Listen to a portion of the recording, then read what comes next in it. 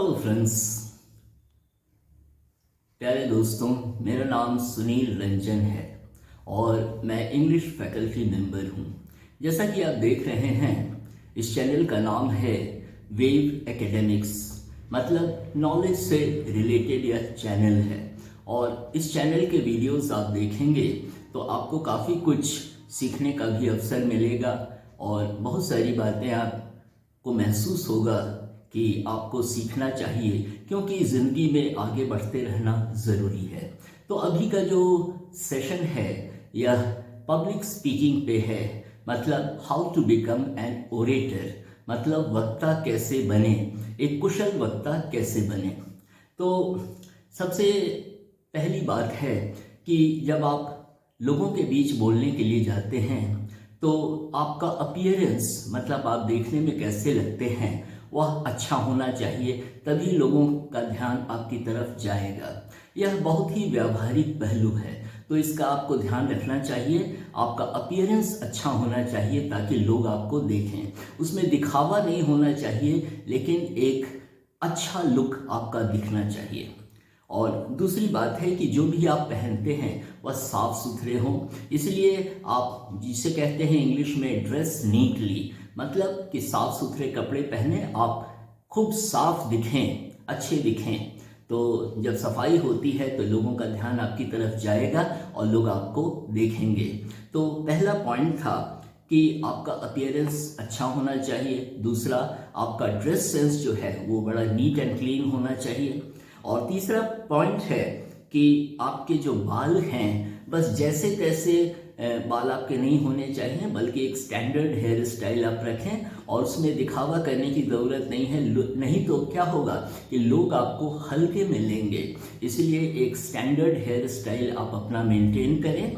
और तब, क्योंकि ज़रूरी है कि जब आप पब्लिक स्पीकिंग में जा रहे हैं तो हर तरह से आपको तैयार होकर जाना चाहिए।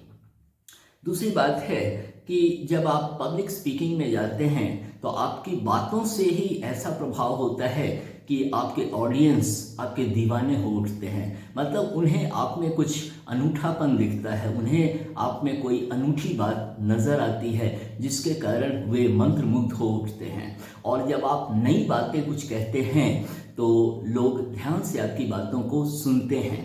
नई बातें सभी सुनना चाहते हैं। और जब आप पब्लिक स्पीकिंग में जाते हैं तो एक तो होता है कि आप थोड़ा नर्वस भी होते हैं। तो नर्वस होना बहुत नेचुरल है, इसलिए उसको कोई प्रॉब्लम नहीं मानना चाहिए, बल्कि एक चैलेंज के रूप में आप स्वीकार करें। और थोड़ा नर्वस होना बड़ा नेचुरल होता है। इसलिए कोई कहता है कि मैं नर्वस नहीं होता हूँ, तो बहुत कुशल और मंजे हुए कलाकार ही नर्वस नहीं होते हैं, लेकिन वे यह कहते भी नहीं हैं कि मैं नर्वस नहीं होता हूँ। तो इसलिए नर्वस होना बड़ा नेचुरल होता है। थोड़ा नर्वसनेस से एक फ़ायदा होगा कि आप ध्यान देंगे उस विषय पर जिस विषय पर आपको बोलना है।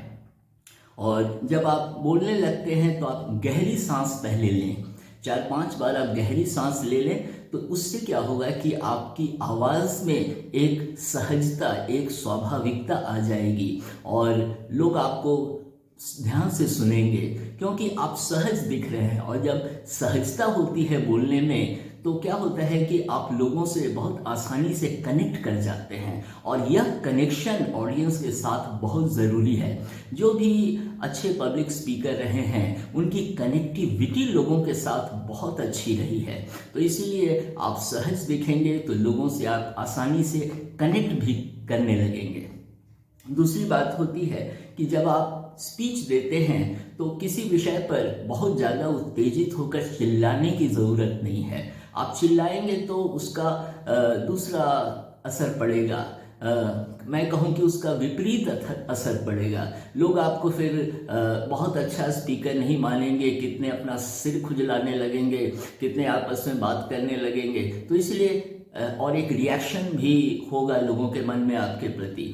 तो रिएक्शन अच्छा है, होना भी चाहिए, लेकिन पॉजिटिव रिएक्शन की तरफ हमारा ध्यान होना चाहिए कि आप जो कहते हैं उसके प्रति लोगों का रिएक्शन पॉजिटिव होता है। तो इसीलिए चिल्लाने की ज़रूरत नहीं है। हाँ, किसी पॉइंट को आप कहना चाहते हैं तो उसे बहुत ही जनरल तरीके से आप कहें और लोग आपकी बातों को ध्यान से सुनेंगे। आप अपने इंपॉर्टेंट पॉइंट्स को हल्की सी उत्तेजना लिए ज़रूर कह सकते हैं, क्योंकि उससे फिर गर्मी आती है और माहौल भी बहुत खूबसूरत हो जाता है। लेकिन आपकी बातों में कितना दम है वह बहुत ज़रूरी है। दूसरी बात होती है कि जब आप बोलते हैं तो आप में आत्मविश्वास झलकना चाहिए, आप कॉन्फिडेंट दिखें। यदि आपके बोलने में आत्मविश्वास नहीं झलकेगा तो फिर लोग आपकी बातों को नहीं मानेंगे या एक्सेप्ट नहीं करेंगे और उसका उल्टा रिएक्शन आपके ऑडियंस पे होगा। और उसके बाद होता है कि जो भी आप कहते हैं उसमें आपका विश्वास होना चाहिए, आपको आत्मविश्वास से भरा होने की ज़रूरत है। नहीं तो आप खुद सोचिए, यदि आप ही कंफ्यूज रहेंगे और आप सोचेंगे कि आपके ऑडियंस आपको बहुत पसंद करेंगे, तो ऐसा नहीं होता है। इसीलिए जब आप बोलें और आपके खड़े होने में भी एक आत्मविश्वास झलकना चाहिए। और आप जब खड़े भी होते हैं तो सीधा खड़े हों और झुकना, इधर झुकना उधर झुकना नहीं।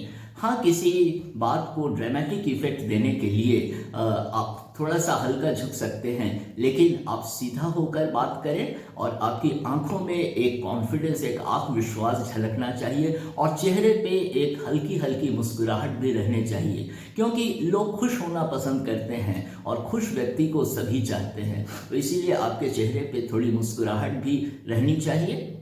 हाँ, गंभीर बातें होती हैं तो आप मुस्कुरा तो नहीं सकते, लेकिन अपनी बातों को आप शालीनता से बखूबी कह सकते हैं। और उसके बाद है कि जब भी आप कोई स्पीच देते हैं तो पहले उसकी तैयारी आप कर लें, क्योंकि तैयारी करेंगे और अभ्यास कर लेंगे तो आपको बहुत अच्छी प्रैक्टिस हो जाएगी। और उसके लिए सबसे अच्छा है कि आप अपने स्मार्टफोन के वीडियो मोड में जाकर अपनी रिकॉर्डिंग करें और 3-4 बार रिकॉर्डिंग करेंगे तो धीरे धीरे आपको महसूस होगा कि कहाँ पे कमी है और उस फील्ड में आप वर्क करेंगे, आप बेहतर बोलेंगे। तो पहले आपको रिकॉर्डिंग करना चाहिए, अभ्यास करना चाहिए और उसके बाद आपको खुद फील होगा कि आप अब स्पीच देने के लिए तैयार हैं। और उसके बाद होता है कि आप जब लोगों को देखते हैं तो लोग आपको सुनते हैं, इसलिए जिसको कहते हैं ना कि जब बात करते समय आई कांटेक्ट होना चाहिए। आई कांटेक्ट का ये मतलब नहीं है कि आप घूर कर लोगों को देख रहे हैं, बल्कि जिन्हें भी आप देख रहे हैं जब आप उन्हें देखने लगेंगे तो फिर वे नज़रें भी घुमा लेंगे इधर उधर, लेकिन आपकी बातों को वो बखूबी सुनेंगे। और जब आप टकटकी लगाकर देखते हैं कुछ ही पल के लिए सही, तो आपका कॉन्फिडेंस उसमें झलकता है और लगता है कि जो आप कह रहे हैं उसमें दम है और आप आत्मविश्वास से भरे हुए हैं। हाँ, डायरेक्टली नहीं देखते रह जाना चाहिए, जिसको मैंने कहा कि घूर के देखना नहीं, वो नेगेटिव होता है। बस आप अपनी नज़रें अपने ऑडियंस पे बाएं से दाएं चारों तरफ घुमा सकते हैं, इससे लगेगा सबों को कि आप उनको एड्रेस कर रहे हैं और सब बहुत सम्मानित महसूस करेंगे। एक दिशा में आप देखते रहेंगे तो फिर वो बड़ा बोरिंग हो जाता है, ऑडियंस को भी अच्छा नहीं लगता, कितने लोग उठकर भी चले जाते हैं। तो इसीलिए जब आप अपनी नज़रें चारों तरफ घुमाते रहिए और अपनी बातों को आप कहते रहिए।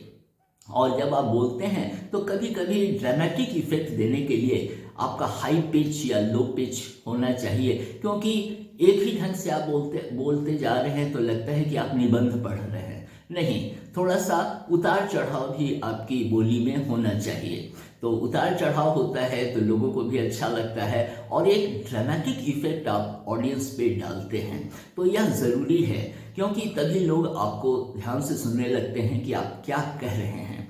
और तो ये जो बातें हैं जब आप ध्यान रखते हैं, और जब भी यदि आपसे कोई गलती हो भी जाती है तो सॉरी मत कहिए, क्योंकि सॉरी जो प्रैक्टिकली क्या है कि सॉरी नेगेटिव इफेक्ट देता है। लोग आपको बड़ा नेगेटिवली रिएक्ट करेंगे आपके सॉरी बोलने के प्रति, और कितने लोग तो आपस में भी बात करने लगेंगे कि इन्हें खुद ही नहीं मालूम है और ये सॉरी कह रहे हैं। लेकिन हाँ, गलती हो जाती है इंसान से, कहीं अगर स्लिप ऑफ टंग हो गया, यदि आपने कुछ ऐसी बात कह दी जिसका कि तुरंत आप रियलाइज करते हैं कि नहीं, आपको वह नहीं कहना चाहिए था, तो आप एक्सक्यूज मी कह सकते हैं। लेकिन मैं आपको कहता हूँ सॉरी नहीं बोलिए, आप उसी को दूसरे ढंग से एक्सक्यूज मी कहें।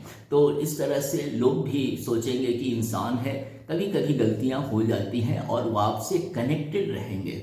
तो ये इन सारी बातों का ध्यान रखना ज़रूरी है। और जब आप बोलते हैं तो कहीं भी लड़खड़ाहट नहीं होनी चाहिए, क्योंकि यदि आप बोलते बोलते हिचकते हैं या लड़खड़ा जाते हैं तो क्या होता है कि उसका नेगेटिव इम्पैक्ट ऑडियंस पे पड़ता है। इसलिए एक पॉजिटिव इम्पैक्ट रखने के लिए आप कॉन्फिडेंटली अपनी बातों को बोलें, और जब आप बोलते हैं तो छोटे छोटे सेंटेंसेस बोलें। बहुत लंबे लंबे सेंटेंसेस बोरिंग होते हैं, तो इसीलिए आप छोटे सेंटेंसेस बोलें और तब आप बहुत आसानी से लोगों से कनेक्ट कर जाएंगे। और जो आप शब्द यूज़ करते हैं, जो वोकैबुलरी आप जो यूज़ करते हैं, वह आप आसान रखें। आसान शब्द लोगों को समझ में आते हैं, क्योंकि आसान शब्द लोकप्रिय भाषा का अंग होता है। तो इसीलिए आप सरल भाषा में बोले ताकि सबों को समझ में आए, और तभी लोग, आपके श्रोता जो हैं, वो अपने आप को आपसे कनेक्टेड महसूस करेंगे। और जितना अधिक आपका कनेक्शन होगा, जितनी अधिक आपकी कनेक्टिविटी होगी,